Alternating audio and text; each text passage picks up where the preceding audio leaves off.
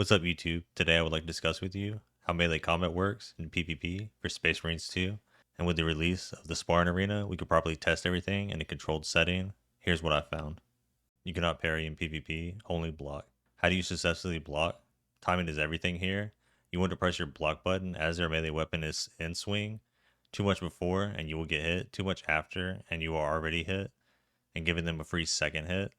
With that in mind, this only allows us to block trade hits. This is where you get a hit in between your opponent's swings while blocking theirs. With that being said, we will start out with the ranking. In last place, we have the Thunderhammer, followed by the Power Fist, then the Chainsword coming in third, followed by the Power Sword in second, and the Combat Knife coming in first. And here is how we break that down. I test each weapon against each other looking for certain things, like can you attack in between blocks and how forgiving does the weapon feel. Let's break the weapons down. I will start from the lowest, the Thunderhammer, which has some of the best damage, but swings very, very slow. This makes trading with other melee weapons feel terrible, and unless you hit them with a ground slam first, you ain't winning that trade at all.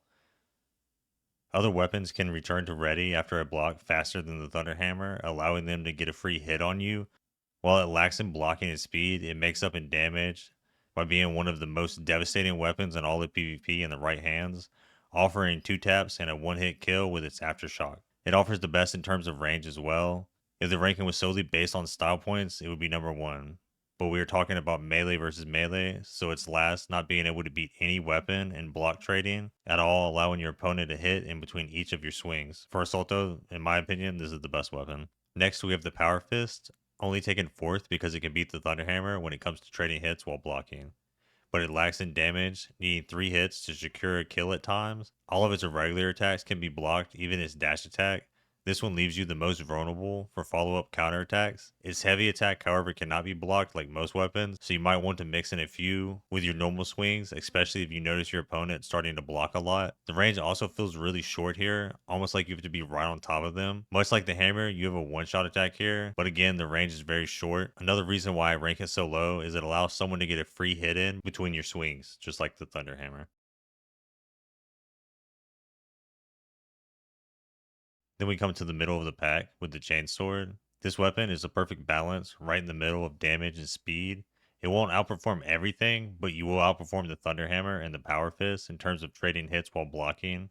The Chainsword feels more forgiving in terms of timing for hitting that window to successfully block an enemy's attack. This weapon allows you to outright trade a hammer and a Power Fist, meaning you can block, attack, punish them for every swing. The Chainsword is also the first one that forces you to wait for its combo to finish before you can get a hit in. Like the other 2 weapons so far, its heavy attacks cannot be blocked, but it does not offer a 1-hit kill attack. Now we start to get into the juicy melee weapons. We have the Power Sword coming in at number 2. What makes this weapon number 2? It offers some of the best melee damage, especially if you're using the power stance. In case you didn't know, attacks while in this stance can stagger your opponent. Being in power stance also allows you to open up the fight with an attack that will break a block, staggering your opponent, opening them up for a free hit, or setting up a power rake. This is done by waiting a second before your follow-up swing. Much like the hammer's aftershock, this is not able to be blocked and is a 1-hit kill no matter their HP, though a lot easier to set up and faster. How does it feel while block trading? It feels excellent. This is the first melee weapon that you cannot trade hits with while blocking. It is so fast that it leaves very little room for you to get a hit in, and if they are using the power stance, you will be staggered every couple hits, just leaving you open. Only the regular attacks are fully blockable, as the power stance attacks leave you staggered, and heavy attacks in general will break your block, and the power rake will just outright kill you.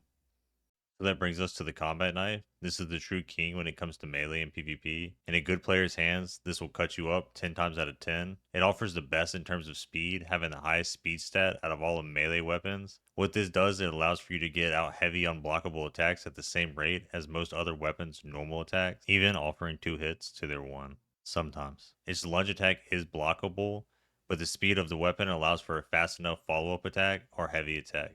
The combat knife can trade hits while blocking 1 for 1, just like the power sword.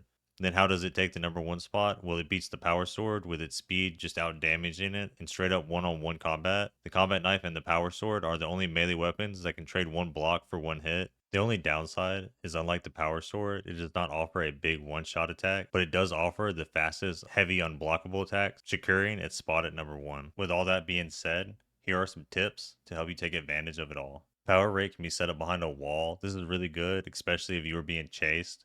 Aftershock can be done like this as well. Same with the Power Fist, with just a bit shorter range. All melee weapons offer a slam attack as you are falling.